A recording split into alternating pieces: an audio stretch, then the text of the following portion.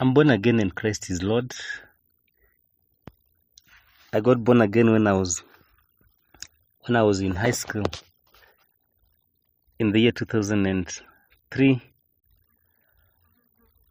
December 22nd. All along I've been brought up and raised in a Christian family, and so attending church was a ritual, but I never personally gave my life to Christ until the dates that I mentioned. And so when I got born again, just something happened in my heart, and I felt a deep passion to start serving God and loving Him and living for Him. I had an urge so strongly in my heart that I should give my life into service. And this vision of just being a shepherd, a pastor, wouldn't let me rest. And throughout my years, I was just focusing and kind of imagining how it would be like. But mostly, I wanted also to be in the corporate and over the weekends, as it would be, serve God. I mean, in various ministries. See, and so when I joined college, we were the so-called part-time students and full-time ministers of sort. Would be everywhere, all over the country, preaching and reaching out, and through our outreach teams. And so then one day a friend asks me, I see you have a deep passion of serving God. There is a seminar on missions awareness. I think that seminar would serve you well as just equip you for the ministry service. And I obliged, and true to it, when I went for the seminar, it was exactly what I wanted. And later on, through the several trainings again, the vision would become clear and clearer. And especially when I did a course called Kairos, it broke my heart to understand that there are people yet without the gospel. A couple 1,000 years after Christ died on the cross for them. And here was I, comfortable, put, and, doing just a regular ministry like as any other person would. Yet there were people that had never had Christ. And this saddened my heart. And as it would be, on that September of 2009, the Lord would put a clear vision in my heart to go north. And to go north and reach out to the people there. I didn't know how it would start. I didn't know how to go about it. But carefully walking with the Lord and through mentorship, I would start to identify these. And I remember when I did the letters to God in the Kairos course, I put a star on the northwestern part of Lake Turkana. And the Lord supplied an opportunity. After a few years, I went there. And something amazing happened. That when I was there and we had gone to look for water, because water is a real issue up north, and I met some boys somewhere, and the call was, "Hey guys, see, the Lord is calling you to minister to this deaf," and blah blah blah. But I dismissed that. But after coming from the field and took a break, the urge was so strong, and I revisit this diary in 2009, and I discovered that exactly where I had put the star is where I had met the boys. And so the following year, I packed up my bags and left. And so has the journey been, serving God over there and just experiencing what He's doing amongst His people that He loved so much.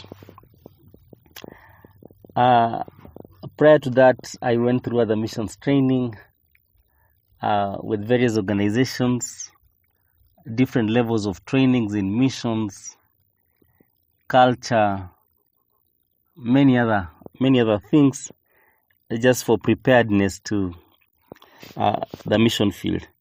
And I think it is proper to, though we may have a call, it's also proper to nurture the call through training, and so that you are thoroughly equipped to handle what may come your way. Because sometimes, things get bad, and sometimes we may mess on the field, not because the devil is fighting us, but because we are perishing for the lack of knowledge. I would say that we overruled the training part, and we just said, I'm called and I would go. The call is okay, but the Lord still requires that we do something to nurture it. And so was it with the disciples. You see, Jesus would call them, and He would call them to be with Him, that He may send them. And at a point He mentions it to them that a student is not equal to his teacher, but when he is thoroughly trained, he shall become like his teacher. And so we kind of look the part of training for ministry service, just like in any other field. I'm married to one wife that we serve with in missions, and the Lord has blessed us with children, and so we continue to serve together as a family, and are glad to do so. Everyone is happy to serve the Lord in their own capacities.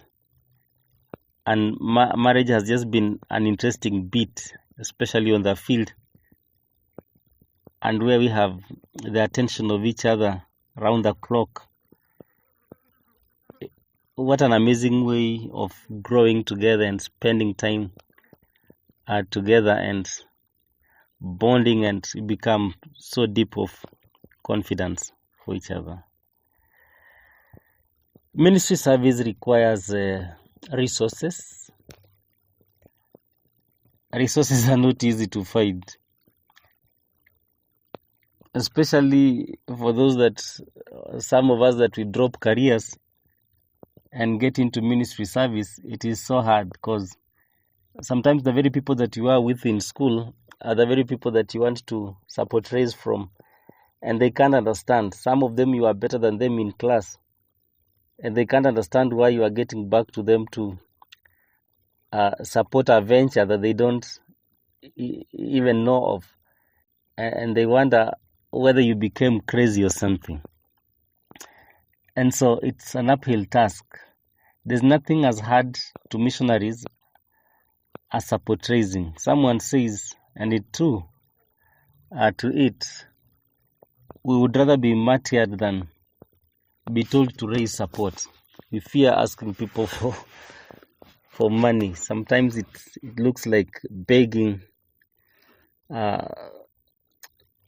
and so. But again, it's a journey that the Lord has helped us to navigate. And sometimes the Lord has supplied in ways that we did not expect, ways that we did not even imagine that it would be so. He's an amazing God. He is such an amazing God. And so it's been a journey. Sometimes I'm facing very lows that I remember there are times on the field that we could not even take breaks because our support, our very own support, could not allow us even to travel just a short distance from the field. So we would end up spending very extended periods of time on the field. You are worn out, you are weary, and you are fatigued. Yet you can't take break just because you can't even afford fare. And sometimes even you can't even afford your own food. And people that you are ministering to, they are wondering, what kind of man is this? That he looks beaten, and he looks like he has more trouble than us. And that is how sometimes the gospel is hard to be proclaimed. But it's a journey that if each of the believers just understood their part and we plugged in, I don't think that there should be deficits and suffering because of support and provisions and facilitation for ministry in missions, brethren. The journey has been progressive, I would say. I think we got respite, especially when we were adopted by a church, because that very portion that the church was giving us, that assured portion, we knew that fraction of our support, we would be able to meet the very basics, and those ones we knew that would be supplied for. So, I mean, it's been amazing. Even those times of lack, God has come in a very amazing way. Very amazing. I remember at some point, we were so broke on the field, we couldn't even buy water. We buy water because there, and the water is quite affordable. 20 liters for 5 shillings. See, but you couldn't even afford a jerrycan. And so this time round, the water has been, I mean, it's a day for people to draw water, and we don't have money. And you're wondering, how do we go about this? And it's not that water is you get the supply of water daily. Sometimes it could be even something like once in a month. And so if you don't get it that day, then that may spell doom. And so we discussed with my wife, and they're like, now how do we go about it? And we say it to ourselves, these guys, they know that we usually pay. So what we are going to do, we'll take all our jerrycans there, and we will draw water just as if we had money ready to pay, because we pay after you've drawn water. And so then we would keep on trusting God to supply for us. And so we go and we filled our jerrycans, everything. We made sure that we had plenty of water. And then afterwards, we just came back to the house and relaxed. And so we are waiting on God. And amazingly, that Saturday, after we drew water, they didn't ask us for money. And even on Sunday morning, they did not come to ask for money, neither throughout Sunday. Then Monday morning, they sent for someone to come and collect our bill. And amazingly, when he comes, at that very moment, I receive a text on my phone, and checking, there's a partner, and she was a student. She was faithfully sending us 230 Kenya shillings. 230, faithfully. And that day, amazingly, it was not even her time for, it was not her regular time for sending the money. But just that morning when that guy ended, like I had a text, on my phone, and on checking, 230. And so just as the tax collector came, to collect the dues, at that very moment the Lord supplied. And so we paid. And I could see the glitter on their face, and they're like, these guys, you see, they are good guys, they pay. So when we withdrew the money and paid. I remember some other time again we had traveled somewhere, and we went to meet friends of ours, and we only had between us we had 80 shillings. And so the place that we were going to meet, we were to pay 20 each one way. So that would be 40, and another 40 to get us back to where we were staying. And so we travel and we meet with this friend, and they buy us tea and snacks, and we are happy and enjoying and all that. And so they pay the bill. They said actually they had requested that we just take tea together. And so after paying the bill, I think that they're given this change, and I'm looking at them like, okay guys, right, I think is the Lord not ministering to you that I need that change? The reason why I needed that change is because as we picked the mat to go meet them, we picked the wrong mat that turned a few kilometers ahead, and so we parted with 20 shillings and we remained with 60. From that point, we needed to pay another still 20 each of us to get to where our meeting point. And so you see, we wondered now, we'd only remain with 20 bob, and only one of us can travel now from there back to where we were staying.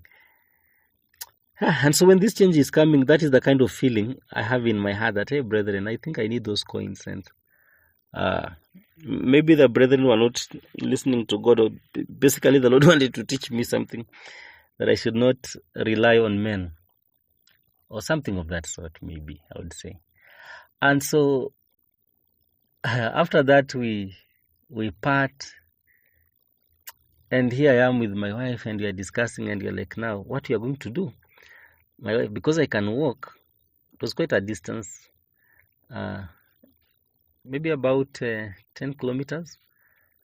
And so I'm telling my wife, okay, my wife, now what you do is you do the board the matatu, then I will walk. It was in the evening. And she says, no, you go, then I walk. I tell her, no, you can't manage such a great distance. And so we discuss, and we say, now, okay, let's go to the mat, and we tell the conductor that you only have 20 shillings, and see as to whether they can help us get to where we are going. See, but sometimes these conductors are crazy. And we are like, now, okay, let's go then and discuss with the conductor and tell him that we are going to carry each other, so that we sit on one seat, and then so to bebane tulipe hiyo 20. And you're like, what a crazy idea again. And so that is the kind of discussion we are having as we are walking back towards the stage. And we are frustrated, and even that evening we didn't have even supper. But thank God we had taken tea and snacks, and so that was a deal. And so as we walked on, again, a text gets into my phone. And on checking, the very partner that I talked about in the previously had faithfully again sent 230 shillings. That's a student. And she was even apologizing. She said, oh, sorry, this month I got late. Things were a bit tight in school and all that. I don't even remember replying to her text. We went looking for M-Pesa shops as if we were going to withdraw hundreds of thousands. And so when I go to this M-Pesa and I ask the lady, like, M-Pesa available? And she says, yes. And they told her, like, can I withdraw? And she said, yes, you can withdraw. And she asked me, how much, expectantly, because she was like, the kind of haze that I was in, it was that of someone that wants to withdraw so much money. And I tell her 200. And I could see the disappointment on her face. But as we are glad, we took our 200 shillings. And so we were able to get back home safely. And we were also able to get supper. And I have many, many other experiences that I can share.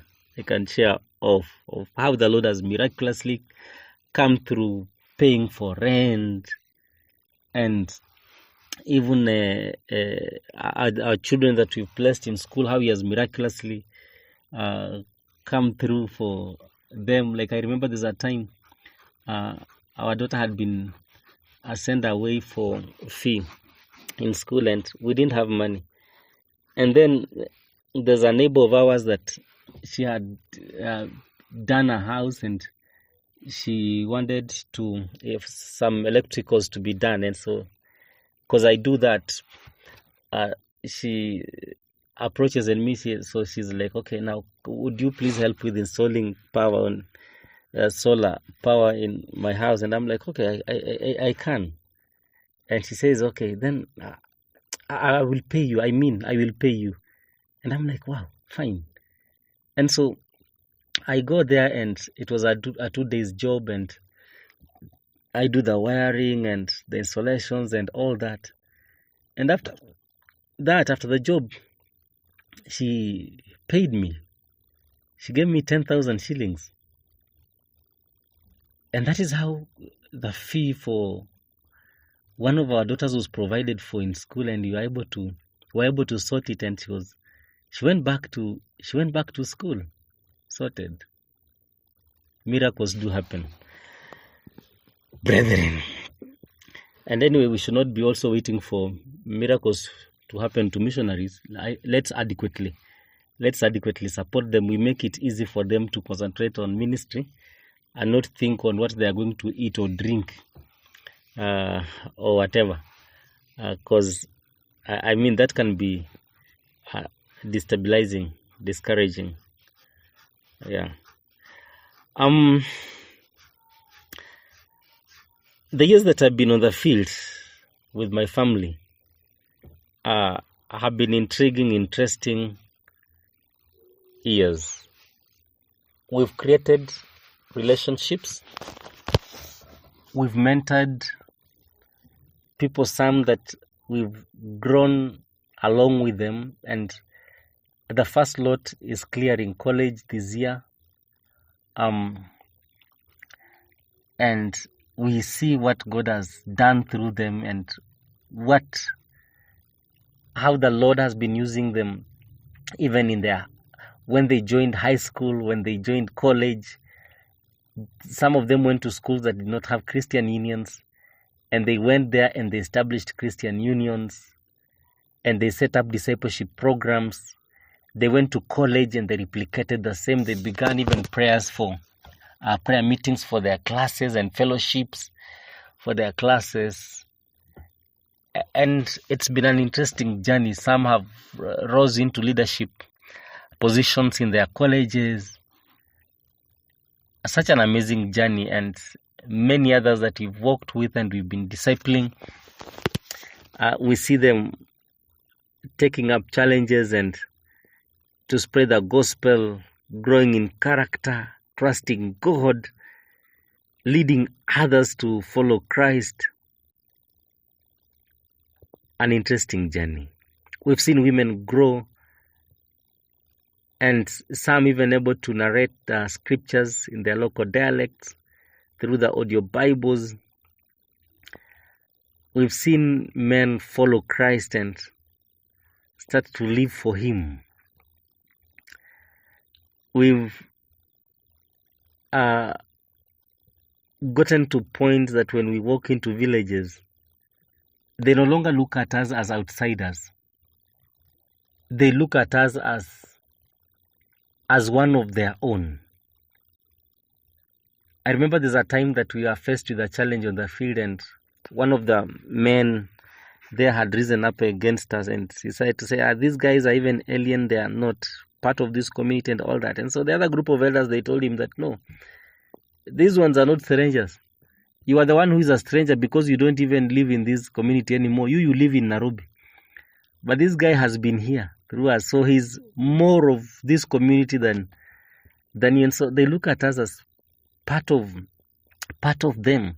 Sometimes when we go for break, they keep on calling and they're asking, what is it that you are doing there? You need to come back. You need to come back home. Just like our children again would say that, Daddy, Mommy, we want to go back home. And we're like, no, so we are home. And they say, no, this is not home. We are talking of going back home there. And so you're like, okay, then we'll go. It's been an interesting journey. Relationships have opened doors for us to minister in very big ways. Sometimes just visiting those families and you're telling them that I only came to say hi. And today I just came to know how you are doing. And today I brought you something.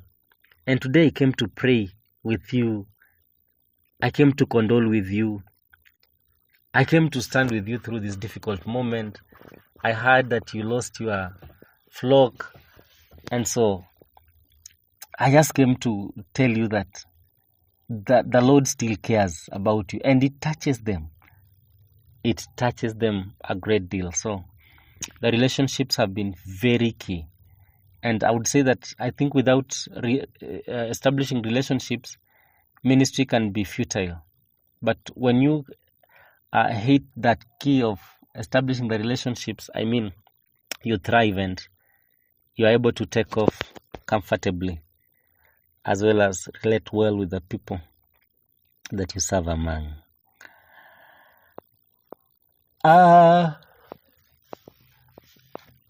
It's been a journey seeing how the community has transformed. When we first went to the mission field, the place was dark. There were no lights. There was no electricity.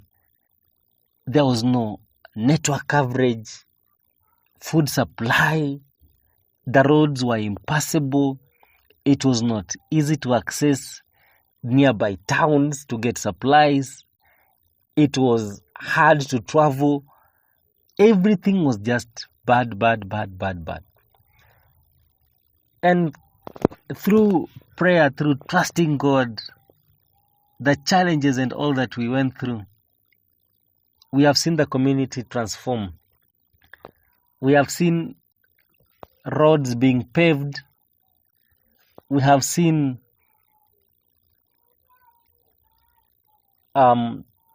there being constant, assured means of travel.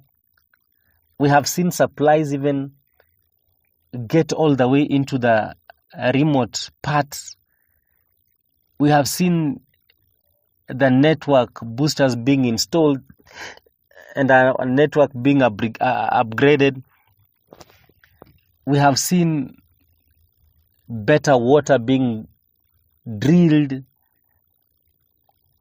We have experienced hospitals being built, schools being built. We have seen people starting to love education and growing.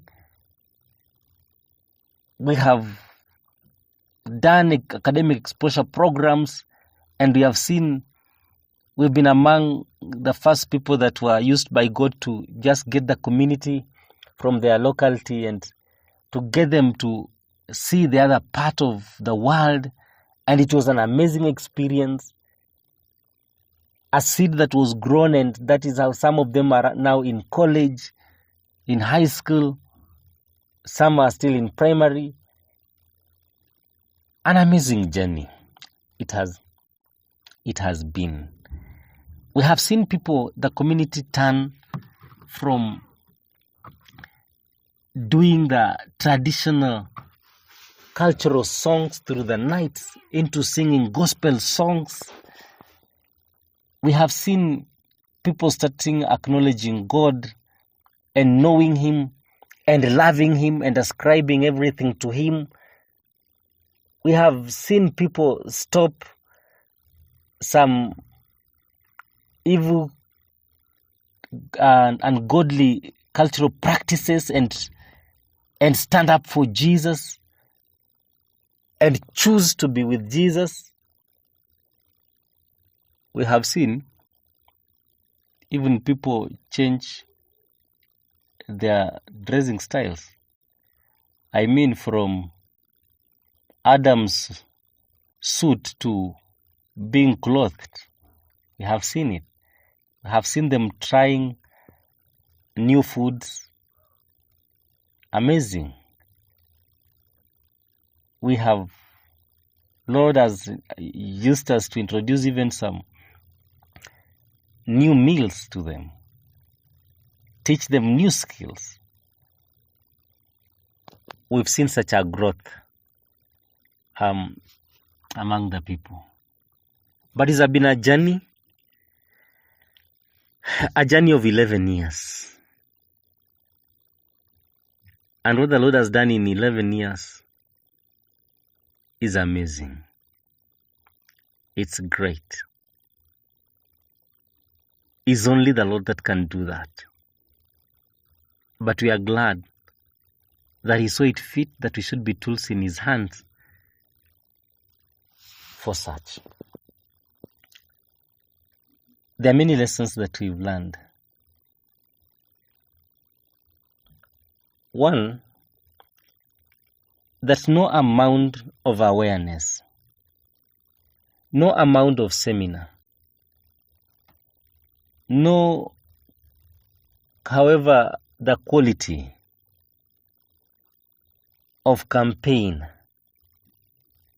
against practices, against negatives, against vices, no amount of money, no amount of resources can change a community. It's only Jesus. It's only Jesus that can change, can transform a community. Money can be pumped in places, yet you would see people still bound, unhappy, sad. They don't have peace of heart, anxious. But when Christ walks into their hearts, they may have lack, yet they glitter with the glory of God. No amount of whatever can transform a community. Only Christ is the way. He is the truth. He is the life. Only Him can. Number two, missions is heavy. Missions is a heavy investment, and missions is not a sort of spontaneous, fast food kind of result. It is a heavy investment that sometimes you may not live to see what you did. So when you are getting into missions, you don't be in a hurry for the results. Take the daily walk with God. Let Him lead. Results follow. I remember we worked for about 7 years and we were not seeing anything yet. And one of these years we were so discouraged, and when we were getting out of the field just for break, we had left our team there, and the team calls in, they're like, you guys, you did not tell us that this and this is happening. They're like, what is it that is happening? But the people that we have been working with, we are seeing them all over the villages preaching and sharing Christ. And we are like, we also didn't know that. And like, no, but they are doing these things as if they have been doing it for many years. And you say that we are not aware. But see what the Lord had done. At the point that you are giving up, the Lord just came up and He showed us the work that has been happening for the last 7 years. It just blossomed. And it has been a growth again. So let us not harass ourselves, neither should we harass missionaries that we send on the field for quick results. Sometimes those numbers of don't rejoicing in the report, 10 souls came to the Lord. It is a good report, yes. But even when such is not happening, but the missionary is putting in every effort, they are doing all that is required, we should not pressure them. Let them be. They already have so much that the challenges that they are going through. So again, adding to that pressure, I think it is not just proper for them. Let's give it time, because it is God's work. It's God's work. It is God that gives the result. Again, so to say. Number 3, missions is a heavy investment. It needs resources. Let missionaries be well supplied. Let them sleep hungry because they are fasting. But let them not go hungry just because resources are not enough. I think it's not, you don't minister with bad health. How do you minister with bad health, and sometimes the people or someone that you are ministering to has better health than you? That gospel, I mean, it wouldn't make sense. Let's supply them. I would advise that if possible, we should make the missionary well so supplied that he does not think of anything else other than serving God. If they need facilitation for mobility, let there be facilitation. Let them move around with ease.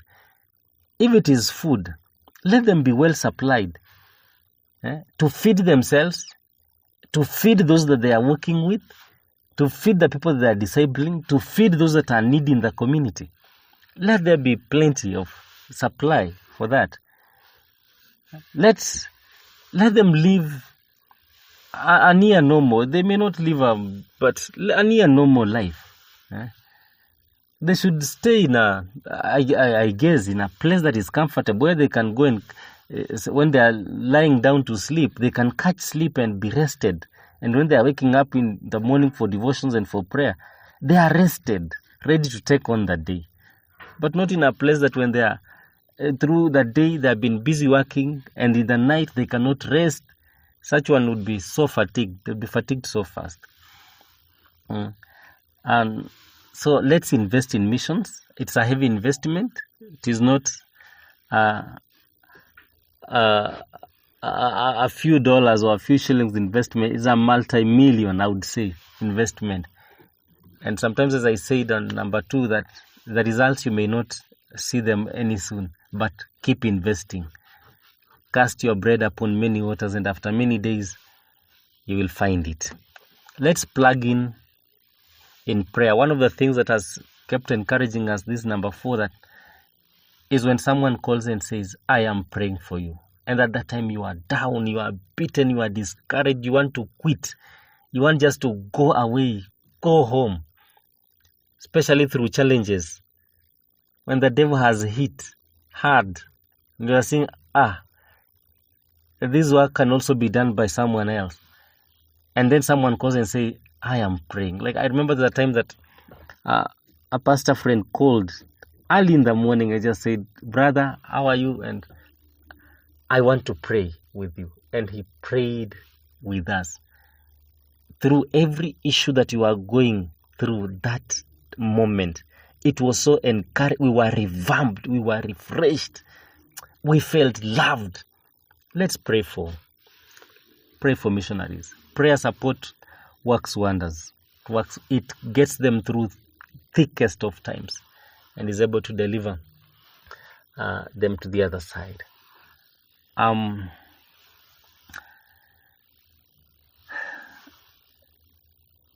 Lastly, missions is God's work. Let us not fear to join this workforce. It is an honor to be appointed by a governing authority to serve in a foreign mission or to serve in any given position. How much more? An appointment by the Lord to serve in the greatest kingdom of all, the kingdom that rules the universe, not just the universe, the entire universe, that you are part of the appointees of the King of Kings himself to serve. What other honor do we need in this world? It is the greatest of honors. If we were appointed by the president to serve somewhere, I think we would be walking around and telling people, do you know that this my appointment was done by the president himself? And you'll be so proud about it.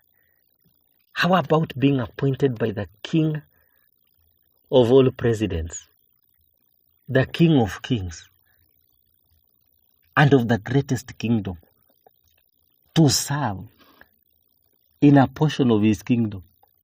It is such a great honor. All of us should be actually sort of, in quotes, pressuring God to appoint us, like, God, I am here. Tujaribu kujipendekeza kwake, tumwambie Mungu nichague mimi, Mungu mimi, nataka kukuserve. It should be such. It is an honor to serve God. It is a great honor to serve God. 12 of Daniel 3 says that you shall shine like stars in the firmament, those that lead many to righteousness. We shall shine like the brightness of the firmament, so says the Bible. Let's take it as an honor. It is not work to endure to, by the way, something to be sorry about, something to,